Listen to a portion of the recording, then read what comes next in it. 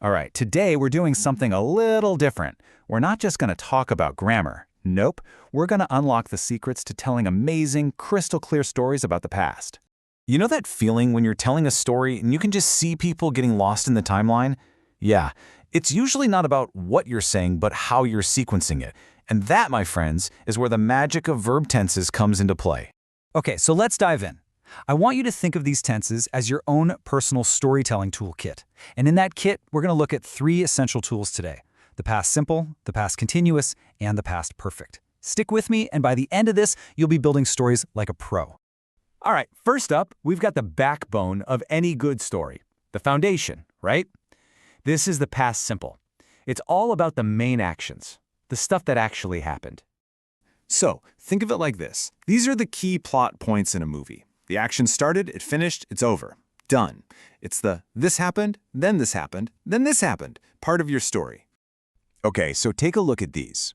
I visited Paris. She bought a new car.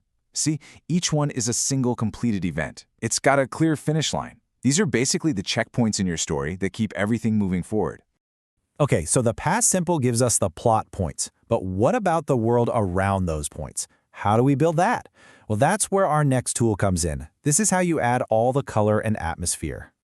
Right, so if the past simple is the close-up on your main character's action, then the past continuous is the big, wide shot. It's everything that was happening in the background. It paints the picture, you know? It sets the mood for the big event that's about to drop. And this is where it gets really cool. Look how these 2 tenses work together. It's like a director and a camera operator in perfect sync. The continuous action, birds were singing, is setting this beautiful, peaceful scene. And then bam! The simple action, I began to walk, comes in, interrupts it, and pushes the whole story forward. It's such a classic, powerful technique. Okay, now for the pro-level tool. Seriously, this is the one that adds all the depth, the history, maybe even a little mystery to your story. It's time for the flashback, and it's all powered by the past perfect. This is your secret weapon. For real. It's how you give that crucial backstory. Whenever you need to explain why something is happening in your main story, you pull out the past perfect to jump back to something that happened even earlier. Okay, so picture this. Your story is happening right here. Last night he confessed. This is our main event, a key point on the timeline. We're in that last night moment. And boom, there it is, that he had stolen the money. That little phrase, had stolen, instantly tells your listener that the theft didn't happen last night. Nope, it happened before the confession. It's literally a flashback in 3 words. How cool is that? And this just lays it all out perfectly. The past perfect is basically a little time machine.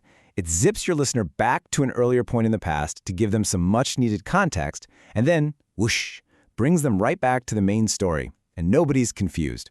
It keeps the whole sequence of events crystal clear. All right, we've got our tools. Now let's put it all together. Let's see how we can use them to direct a really rich, detailed, and totally captivating story. So, scene opens. We start with the past continuous. Birds were singing. And just like that, we've set this magical, ongoing atmosphere. Your audience immediately knows where they are and what the vibe is. Then, in comes our main character.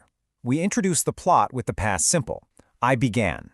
This is the action. This is what moves the story forward, cutting right through that dreamy background scene we just set. And as our character moves, we keep building that world. We're adding more layers to the scene. With another past continuous action, the water was flowing gently. The whole world feels more alive, more dynamic. You see this pattern? It's so effective. You have a background action, I was continuing my journey, which sets the stage for a brand new important plot point that interrupts it. I heard laughter. It's a simple little trick, but it creates suspense and tells the listener, hey, pay attention, something's about to happen. So how do we wrap this whole thing up? With a nice clean series of completed actions using the past simple. I woke up and I realized. Done and done. It's a definite end to the adventure. It gives your audience a really clear, satisfying conclusion. Whew! Okay, after that little cinematic journey, let's do a quick recap of the awesome storytelling toolkit you've got now. Yeah, this table pretty much says it all, doesn't it? You've got your past simple for the main events, the plot points. You've got your past continuous for setting the scene, the atmosphere. And you've got your past perfect for the flashbacks, the backstory. Seriously, mastering these three is the absolute key to telling a story that's not just clear, but one that people actually want to listen to. So from now on, you're not just speaking English, okay? You're directing a narrative. You're in control of the timeline, the atmosphere, the whole flow of information. So go on, think of a memory, any memory, and tell it like a master storyteller.